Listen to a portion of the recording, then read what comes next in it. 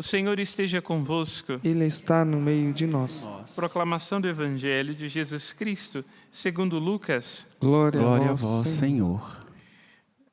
Naquele tempo, os pastores foram às pressas a Belém e encontraram Maria e José e o recém-nascido deitado na manjedoura.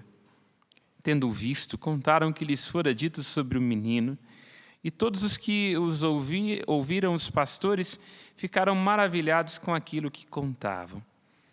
Quanto a Maria, guardava todos esses fatos e meditava-os em seu coração.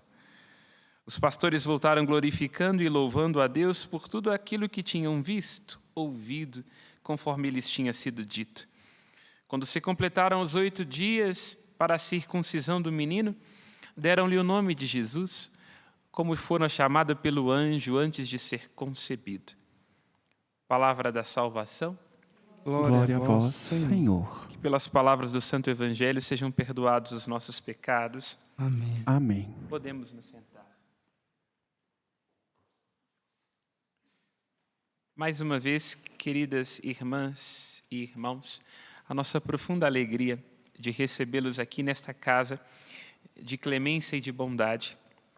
Suplicamos que Nossa Senhora da Piedade lhes cubra de um modo especial, assim como essas nuvens vêm do céu a fazer orvalhar a terra, lhe cubra com as suas graças e com suas bênçãos.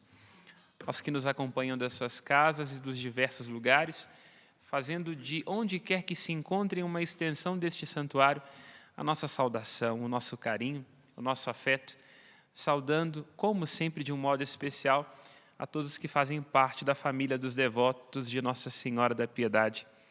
Obrigado de coração pela generosidade, pela contribuição, e aqueles que ainda não fazem parte desta família, arrisquem-se a ajudar o nosso santuário. Nós nos encontramos por este dia na festa do Santíssimo Nome do Senhor Jesus. Trata-se de uma festa e de um convite a aprofundar no mistério do Natal, à luz do nome que recebe o menino. O menino chama-se Jesus, Yeshua. Deus está conosco e este Deus nos salva. Estes são os nomes que ele traz e os anjos comunicam a José e a Maria. Em primeiro lugar, deverá chamar-se Emanuel. Deus escolheu estar próximo de nós neste menino. Quis nos conhecer e nos conheceu tão profundamente que assumiu o nosso coração, a nossa carne. E o nome que a ele é atribuído e que nós o dizemos de maneira mais comum é Jesus, que quer dizer Deus salva. Deus sempre olha para nós com um olhar de salvação, porque todos nós trazemos inúmeras feridas dentro de nós. Feridas das nossas fragilidades, dos nossos traumas, a grande ferida causada em todos nós, que é o pecado. Por isso, Jesus nos restaura com a sua graça e com a sua redenção. Todos nós precisamos sempre nos deixar alcançar pelo amor e pela misericórdia de Cristo, porque só o amor de Cristo é capaz de nos salvar. Porque Ele, como assim lemos na leitura do Êxodo e assim escutamos, é aquele cujo nome permanece de geração em geração. Os nossos nomes, as nossas juras, as nossas propostas dissolvem-se. Hoje nós damos conta de um sim, amanhã este sim torna-se não. Hoje nós tínhamos segurança nesta coisa e amanhã a perdemos. É natural que a nossa vida se dissolva. É natural que os nossos planos se decepcionem, é natural que as nossas expectativas se percam. Mas em Jesus nós encontramos uma verdade, uma esperança, uma palavra e um nome que pode ser invocado sobre nós de geração em geração. O nome do Deus que salva, o nome do Deus que é misericórdia, o nome do Deus que não desiste de nós. E é curioso, se prestamos bem atenção na liturgia que escutamos, que a pergunta de Moisés, aqui o livro do Êxodo, na passagem que nós ouvimos, fala daquele momento em que Moisés vê a sarça ardente. um pequeno arbusto que arde de fogo sem se consumir. E ali recebe a revelação de Deus, que dará a ele a missão de resgatar o povo do Egito. E ele então olha para si e diz: quem sou eu para ir ao faraó?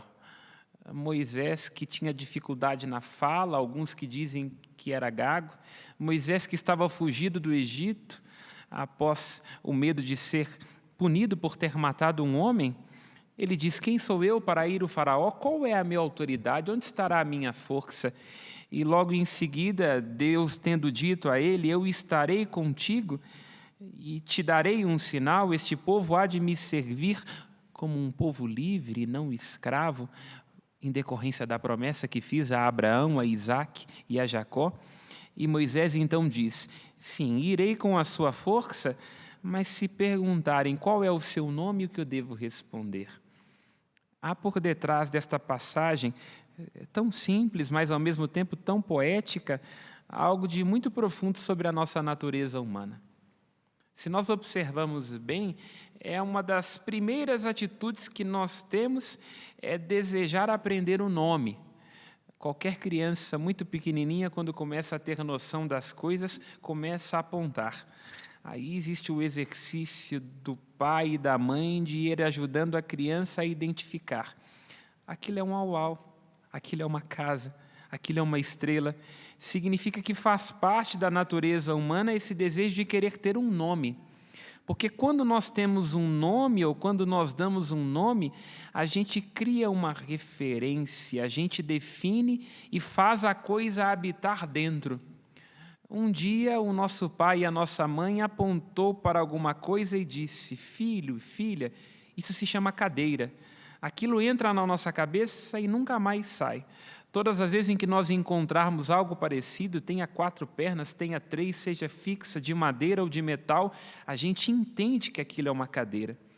Portanto, faz parte da nossa natureza humana esse desejo de, com o nome, alcançar as coisas e fazer as coisas caberem dentro da nossa cachola.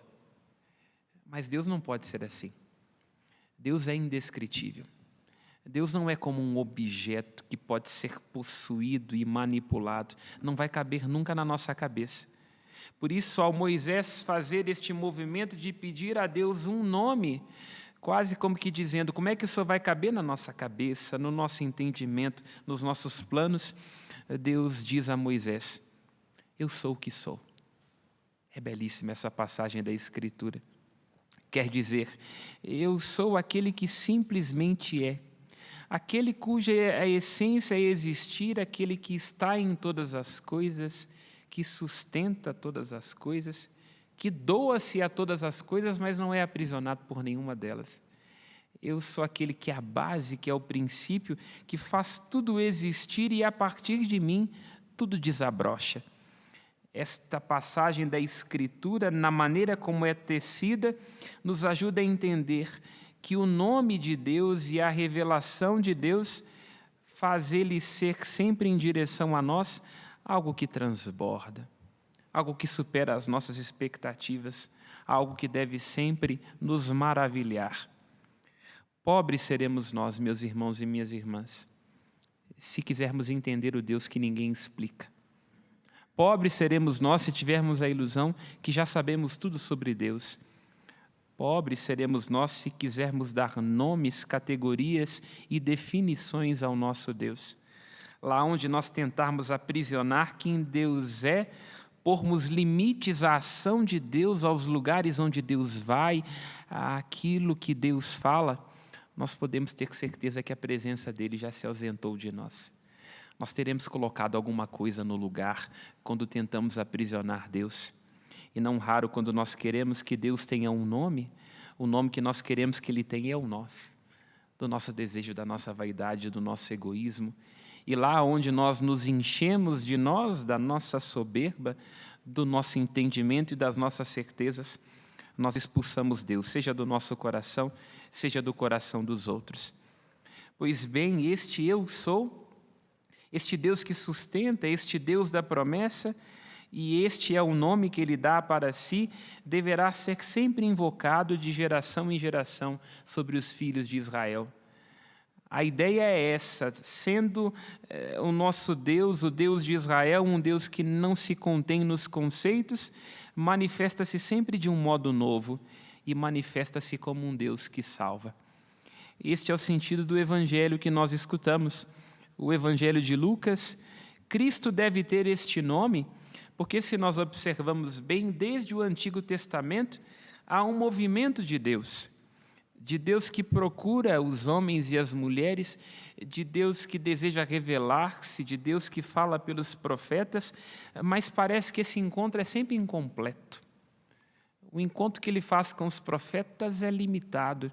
O encontro que ele faz com o próprio Moisés, a Moisés é dado ver a presença de Deus somente pelas costas, mas em Jesus Cristo rompe-se o silêncio. É porque em Jesus Cristo o nome de Deus é pronunciado como Deus que salva, mas, sobretudo, Deus assume uma face, Deus assume um rosto.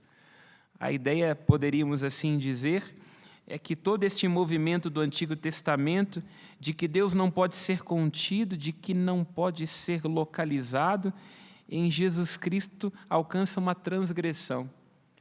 É o próprio Deus em Jesus Cristo a mostrar a sua face de misericórdia, de compreensão e de compaixão em direção a nós.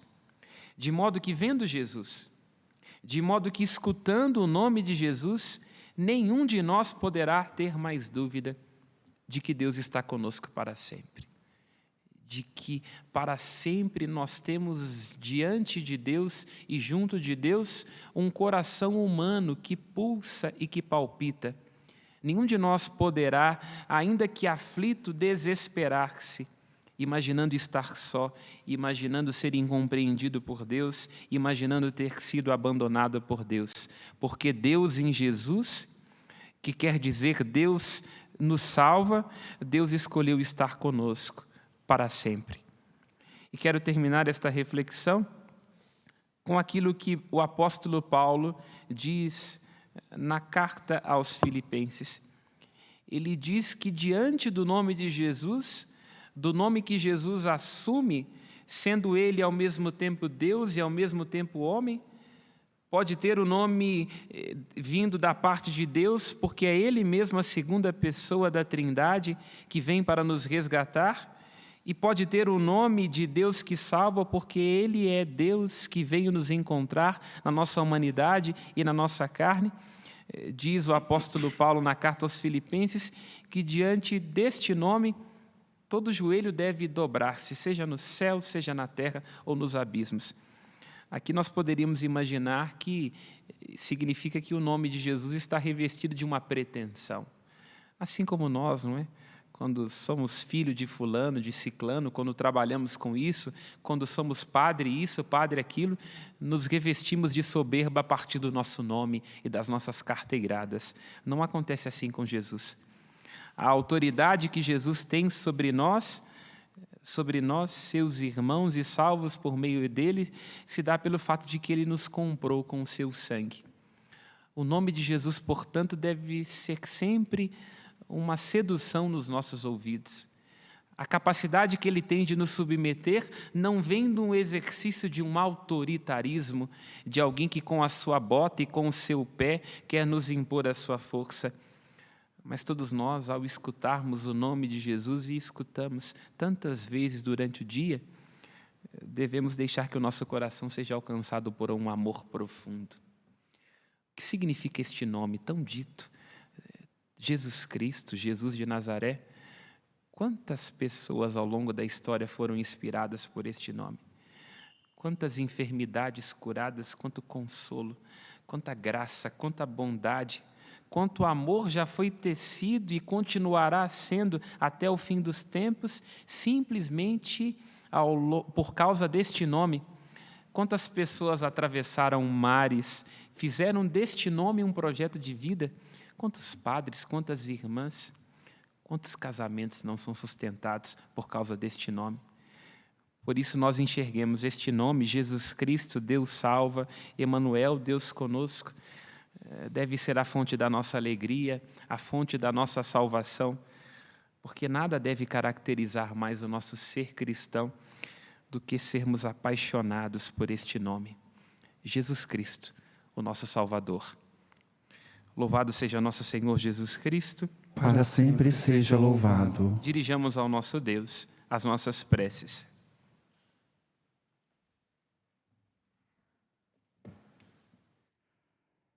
Responderemos cantando: por teu